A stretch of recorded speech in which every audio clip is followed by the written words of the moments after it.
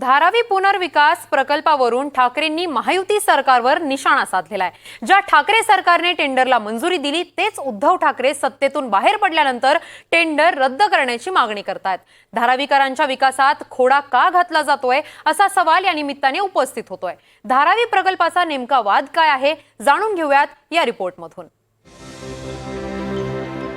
धारावी जगातील सर्वात मोठी झोपडपट्टी अशी धारावीची ओळख। ही नकोशी ओळख पुसण्यासाठी महाराष्ट्र सरकार आणि अदानी समूहाच्या माध्यमातून धारावी पुनर्विकास प्रकल्प राबवला जाणार आहे। माजी मुख्यमंत्री उद्धव ठाकरे यांनी याच प्रकल्पावरून शिंदे सरकारवर निशाणा साधला। अदानींना टेंडर झेपत नसेल तर टेंडर रद्द करा अशी मागणी उद्धव ठाकरेंनी केली। दरम्यान ठाकरेंच्या याच मागणीला सत्ताधारी नेत्यांनीही चोख प्रत्युत्तर दिलंय। उद्धव ठाकरे विकास विरोधी आहेत का असा सवाल माजी खासदार राहुल शेवाळे यांनी उपस्थित केला। की धारावीचा आराखडा कोणाला माहिती आहे का? धारावी नक्की कशी विकसित होणार आहे हे माहिती आहे का? ह्याचा कुठेही उल्लेख नाहीये।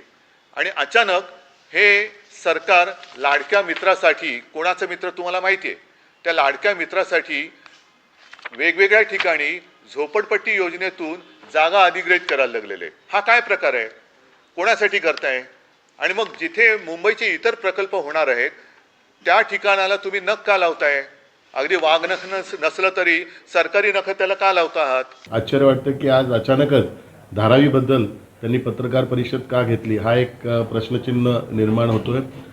कारण गेले महिनाभर आपल्याला माहीत असेल एक शाही विवाह पूर्ण मुंबईत चालू होता आणि त्या विवाहाच्या वेळी काही गोष्टी झाल्यात का हा एक प्रश्न निर्माण होतोय। कारण हे ज्यांच्याकडे विवाह होता त्यांचे स्पर्धक अदानी आहेत आणि कुठे ना कुठेतरी आपल्या मित्राला सहकार्य करण्याकरता पण ही पत्रकार परिषद घेतली का? कारण वारंवार ते अदानीला मित्र म्हणून उल्लेख करतात, पण त्यांचे पण मित्र जे आहेत ते पण मित्र अदानीचे बिझनेसमधले स्पर्धक आहेत आणि ते स्पर्धक असल्या कारणामुळे त्यांना मदत होईल त्या दृष्टिकोनातून आजची पत्रकार परिषद त्यांनी घेतली का असा एक प्रश्न निर्माण होतो। विशेष म्हणजे ठाकरे सरकारच्या काळात दिलेल्या टेंडरवरूनच उद्धव ठाकरे टीका करत असल्यामुळे शिंदे गटानं नाराजी व्यक्त केली आहे। 2004 पासून धारावी पुनर्विकासाचा प्रकल्प प्रलंबित होता। 3 वेळा निविदा रद्द झाल्यानंतर 2022 मध्ये चौथ्यांदा निविदा काढण्यात आली। 3 बड्या कंपन्यांनी निविदा सादर केल्या आणि यात अदानी समूहानं बाजी मारली। अदानी समूहानं सर्वाधिक 5,069 कोटी रुपयांची बोली लावली। त्यानुसार DRPने निविदा अंतिम करण्याचा प्रस्ताव ठाकरे सरकारकडे पाठवला होता। ठाकरे सरकारनं शासन निर्णय जारी करून अदानी समूहाची कंत्राटदार म्हणून नियुक्ती केली होती। मात्र आता हीच निविदा रद्द करण्याची मागणी उद्धव ठाकरेंकडून केली जाते। धारावी पुनर्विकास प्रकल्पामुळे धारावीचा कायापालट होणार आहे। धारावीचा पुनर्विकास प्रकल्प महाराष्ट्र सरकार आणि अदानी समूहाचा संयुक्त उपक्रम आहे। या प्रकल्पाअंतर्गत 600 एकर परिसरातील झोपडपट्ट्यांचा पुनर्विकास होईल। 60,000हून अधिक झोपडपट्टी धारकांना या प्रकल्पाचा फायदा होणार आहे। पात्र झोपडपट्टी धारकांना 350 स्क्वेअर फुटांचं घर मिळेल। हा पुनर्विकास प्रकल्प पूर्ण करण्यासाठी 17 वर्षांचा कालावधी निश्चित करण्यात आलाय। तर 7 वर्षात झोपडपट्टी धारकांचं पुनर्वसन केलं जाईल।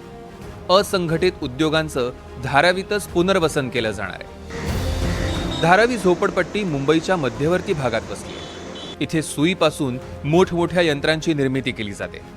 लेदरची सर्वात मोठी बाजारपेठ, मातीच्या वस्तू हातानं बनवणारा कुंभारवाडा, शिलाईचं काम, गारमेंट आणि टेक्स्टाईल व्यवसाय, जरीकाम, सजावटीच्या वस्तू, प्लास्टिकच्या वस्तू, भंगारचा व्यवसाय अशा अनेक लहान मोठ्या उद्योगांमुळे लाखो लोकांच्या हाताला काम मिळत आहे। धारावी पुनर्विकास प्रकल्पातून याच हातांना नवं बळ मिळणार आहे। त्यामुळे राजकीय आरोप प्रत्यारोपांच्या गदारोळात धारावीकर काय निर्णय घेतात हे पाहणं महत्त्वाचं ठरेल। Bureau report, NDTV Marathi, Mumbai.